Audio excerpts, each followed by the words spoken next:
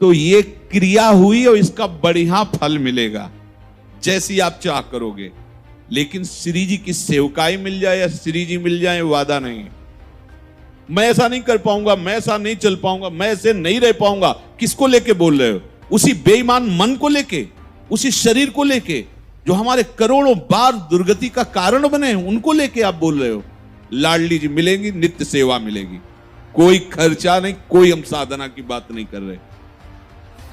इस शरीर राग और भोगों का राग भोगते रहो मनमानी और नाम कीर्तन करते रहो, तो क्या उसमें लिखा? नाम अपराध।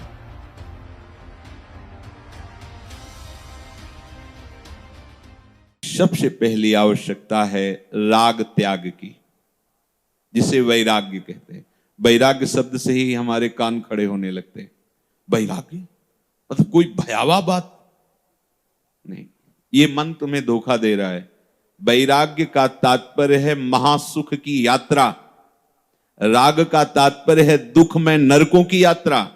जब हम राग की तरफ कदम रखते हैं तो अमृत जैसा लगता है, लेकिन उसका परिणाम विष से भी भयानक है। विष से भयानक इसलिए कि विष तो एक शरीर को नष्ट करता है, पर विषय कई जन्म तक हमें नष्ट करते रहते हैं, इसलिए वो बहुत भयावह है।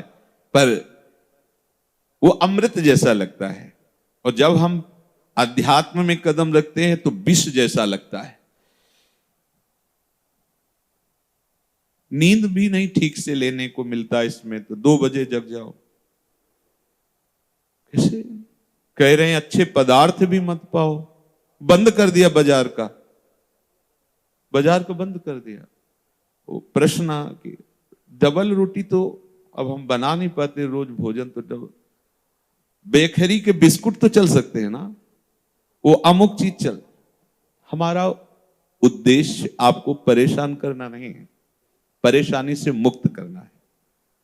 जितने भी पदार्थ बने हुए आते हैं वो वास्तविक आपके लीवर के लिए ठीक नहीं है, मान लीजिए, क्योंकि आपका अध्यात्म मार्ग है। आपको बहुत ही चर्बी रहित, रजोगुण तमोगुण रहित सात्विक आहार चाहिए, जिससे आप शांत गंभीर भाव से भगवत चिंतन कर सकें। इन सब पदार्थों में वो बात नहीं है जो हमें परमार्थ में पुष्टता दे सके। चाहे आप ये नमकीन, बिस्कुट, ब्रेड, जो भी आप लोग, इसे आपको लगता है कि समय बचता है, लेकिन समय प्रयोग कहां करते हो? विषय चिंतन में, राग द्वेष के चिंतन में, जागतिक चिंतन में। अगर राधा राधा कहते हुए 2 रोटी बना ली और नमक रख लिया, आप देख लो आपका चिंतन बदल जाएगा। कौन सी ठाकुर सेवा करनी है आपको? बहुत सहजता में समझ लीजिए ठाकुर सेवा का मतलब क्या है। आपकी क्रिया वेग को भगवान में अर्पित करना, क्रिया वेग को भगवान में, प्रभु में अर्पित करना, यही ठाकुर सेवा है। अगर आपके अंदर क्रिया वेग नहीं हो रहा है और आप सुबह से बैठे भगवत चिंतन में, आपको आश्चर्य होगा। रात्रि के 8 बजे मंगला हुई है, मिश्री का इतना टुकड़ा भोग लगाया है, पवा के मुंह पोंछ के शयन करा दिया है।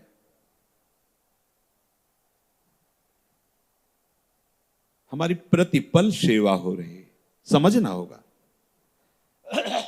अगर हम केवल बाहरी क्रियाओं की प्रधान, अब जैसे तैसे पेट भर लो, बस ये करना वो करना वो, तो आप कभी धैर्यपूर्वक देख पाएंगे कि आपका स्वरूप क्या है, आपका मार्ग क्या है, आपकी चिंतन शैली क्या है, आप कितने विषयों से ऊपर उठ रहे हैं। इसको बड़ी सूक्ष्मता से समझना होगा। आप एक सेवा को क्रिया मान करके कर लिए तो विश्राम सेवा में नहीं, विषयों में होगा। देख लेना, अंदर से देख लेना, देख लीजिए, खूब नेत्र हैं फैला के देख लीजिए। उसको सुख बुद्धि विषयों में होगी, जबकि सुख सिंधु की सेवा में है। ये अनुभव की आध्यात्मिक बातें हैं, ये प्रापंचिक बातें नहीं कि आप बुद्धि की धरा से इसका निर्णय कर सको। हमारे एक एक श्वास, हमारी एक एक चेष्टा हमारे प्रभु में समर्पित है। हमको बस ये मूल देखना है। एक एक चेष्टा हमारी, बाहर से श्री जी की सेवा हो रही है, अंदर से चिंतन क्या चल रहा है? अगर बाहर से श्री जी की सेवा हो रही, अंदर से विषय प्रियता का चिंतन चल रहा है, तो क्रिया हो रही, सेवा नहीं। क्रिया हो रही, क्रिया, और क्रिया का फल है। और सेवा अपनेपन को पुष्ट करती है। अपनेपन से ही हमारे लाडली लाल मिलते हैं, इसीलिए सेवा प्रधान रखी गई। सेवा से अपनापन, पर सेवा करते हुए यदि चिंतन अन्य का हो रहा है, विषय का हो रहा है, देह के राग द्वेष का हो रहा है, इंद्रियों के सुख भोगों का हो रहा है, तो वो सेवा नहीं है, वो क्रिया है। क्रिया का फल होगा। सेवा से अपनापन, अपनापन से लाडली लाल की समीपता, सीधे समीपता, क्यों में वहां कोई स्थान ही नहीं।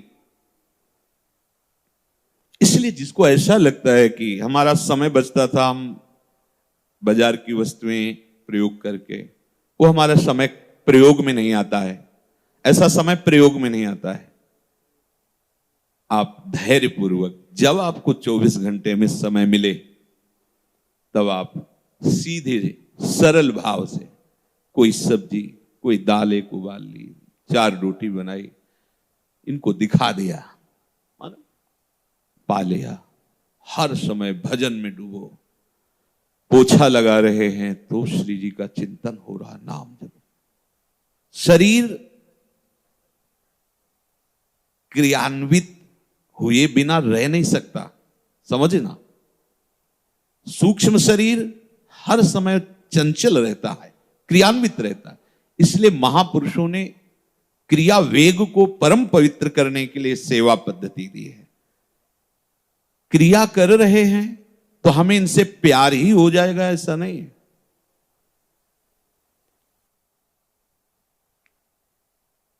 अगर सेवा हो रही है तो निश्चित इनसे प्यार हो जाएगा।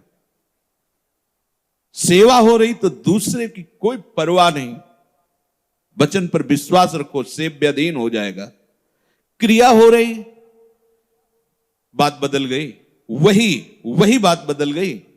सेवा और क्रिया में अंतर है, समझ रहे हो ना। जो अपनेपन के प्यार से एक पुष्प भी अर्पित कर देता है, तो गीता में ही भगवान ने कहा, पत्रम पुष्पम फलम तोयम ये में भक्त्या। भक्त्या मतलब अपनापन, प्रेम। मेरे प्रभु, मुझ दीनहीन के पास आपका दिया हुआ ये पत्र है, ये जल है, ये वो अस्नामी, उसी समय भगवान पा लेते हैं। सेवा के विषय को लेकर के अगर ये बात आती है कि हमें समय, तो हमें लगता है सेवा हमारे ऊपर बोझा है क्या? सेवा हमारे लिए अशांति है क्या? सेवा हमारे लिए क्लेश का कारण है क्या? तब तो फिर आनंद का कारण क्या होगा?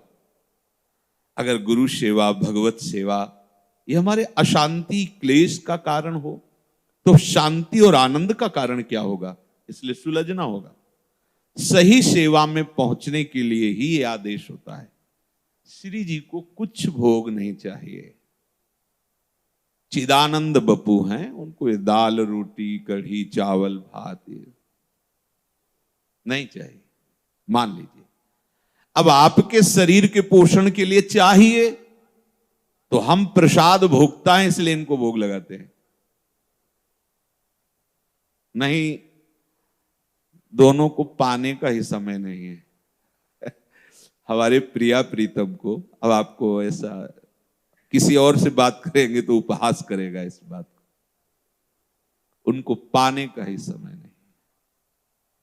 वो तो सखियां जो पवाती हैं, वो कढ़ी चावल रोटी नहीं पवाती हैं। आगे चलकर पता चलेगा आप लोगों को। सखियां जो प्रसाद पाती हैं, उसी से आप समझ लो प्रिया प्रीतम क्या पाते हैं। प्रणय में रसिक ललितादि लोचन चसक पीवत मकरंद सुख राशि अंतर से, जैसी हरिवंश निकट दासी जन लोचन चसक रसासौ गटकत। तो अमनिया थोड़ी पा रहे हैं, तो प्रसाद पा रहे हैं, रसासौ। तो फिर आराध्य देव क्या पा रहे हैं? रसासौ। कैसे? वो वर्णन का विषय नहीं है। दुआ दिन अंत विहार करें तो लाल प्रिया में भई न कैसे कल्प कल्प व्यतीत हो जाते हैं केवल ऐसे देख, कल्प कल्प। या तो मंगला भोग है, राजभोग है, शयन भोग, कल्प कल्प व्यतीत हो गए केवल देखते देखते। फिर भी देखने की चाह ऐसी मानो कभी देखा ही नहीं। वह दूसरा अवसर कहा है, पर फिर भी ऐसे प्रेम में ऐसा अद्भुत सुख सखियों को प्रिया प्रीतम प्रदान करते हैं। तो आपको इस बात में हठ नहीं करना, मुझे सब कोई सामग्री नहीं चाहिए प्रिया प्रीतम के लिए, कोई सहयोग किसी का नहीं चाहिए प्रिया प्रीतम के लिए। आप, सिर्फ आप चाहिए प्रिया प्रीतम के लिए।